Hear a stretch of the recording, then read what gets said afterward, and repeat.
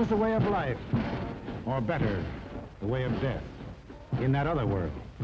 Now, what of our world, the democratic world? What did we want? What did we do about it? First of all, we wanted peace and security. And to prove our sincerity, in 1921, we initiated the Washington Disarmament Conference. This resulted in two vitally important treaties. One, to reduce the size of the British, Japanese, French, Italian, and American fleets. And the other, the nine-power treaty, which guaranteed the integrity of China. And incidentally, one of the powers signing this was Japan. Later on, in 1929, we signed the Kellogg-Briand Pact, which was supposed to abolish war as a means of settling international disputes. This pact was signed by 47 nations, including Germany and Japan. President, I have the honor of handing you the London Naval Treaty. Faithful to our treaty obligations,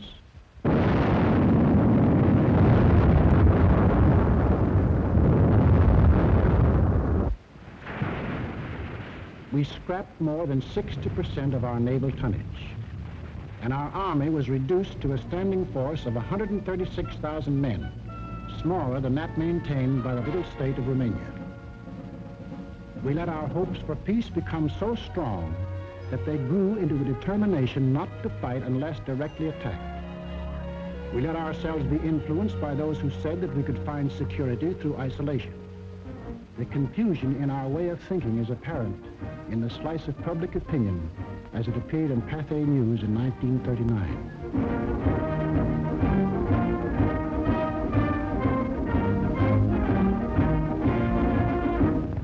Another war, not for me. This time America should keep out, and I know I will. If war breaks out in Europe, I think that this country should heed the advice of its first president and avoid all foreign entanglements. I haven't the slightest idea of European affairs. In the event of war in Europe, I think we should stay out of it entirely. And all our efforts should be made to keep out of the fight. Let Europe fight her own battles. They mean nothing to us. We should mind our own business. By all means, no. Yes, fight. No. No. Yes. If my country calls, yes. No. We simply did not want to understand that our individual and national problems were, and always will be, dependent upon the problems of the whole world. And we had individual and national problems to worry about, plenty of them, just as Germany, Italy, and Japan had. But we faced them in a democratic way. We passed laws to give working men a chance to improve their lot. We established an insurance program for those without jobs. We began to give old folks protection against want and hunger. We organized the CCC to provide our young men with healthy and useful employment.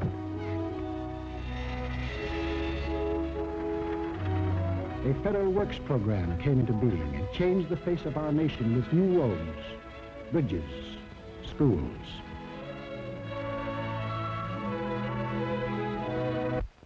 We built great new dams which brought the miracle of electricity to millions of our people.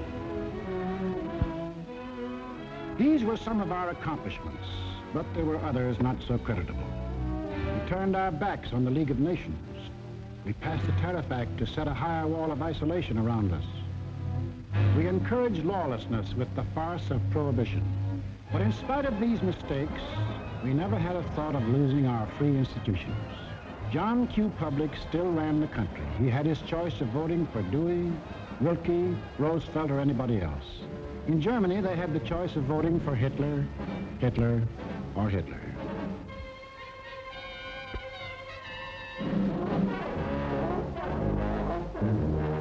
Over here, John Q. still read what he pleased. And although he heard of books being burned in other countries, he would have laughed if anyone had told him his books would ever be burned.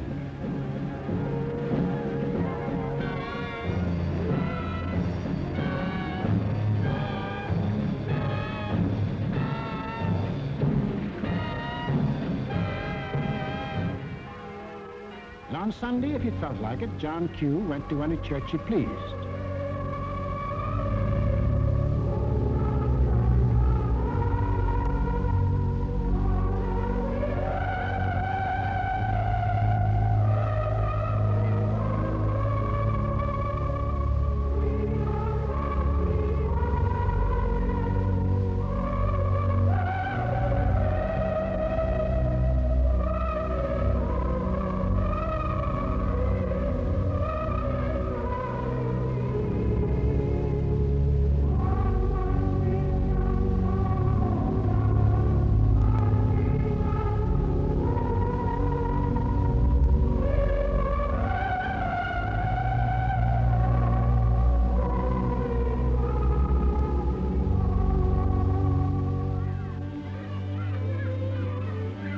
most of all, he got a kick out of seeing his kids grow up.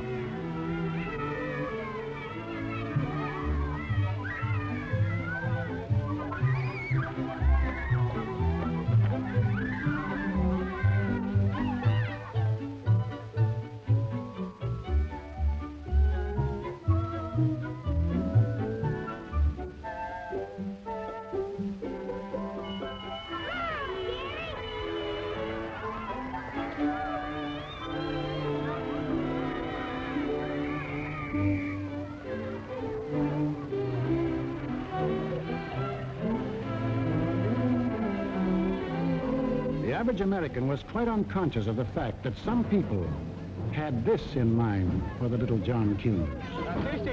Viel mehr, Jung. Wollt ihr auch so da?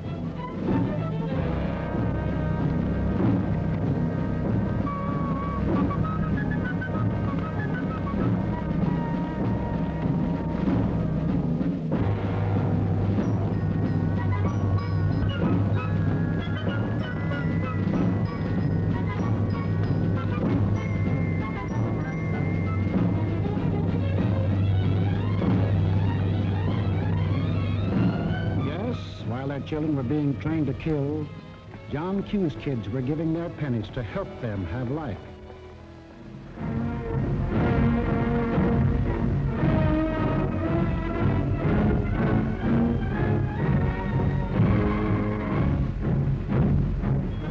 And when we saw these men in the newsreels, quite often we laughed.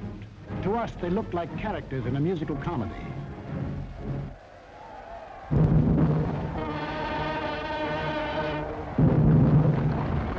But they weren't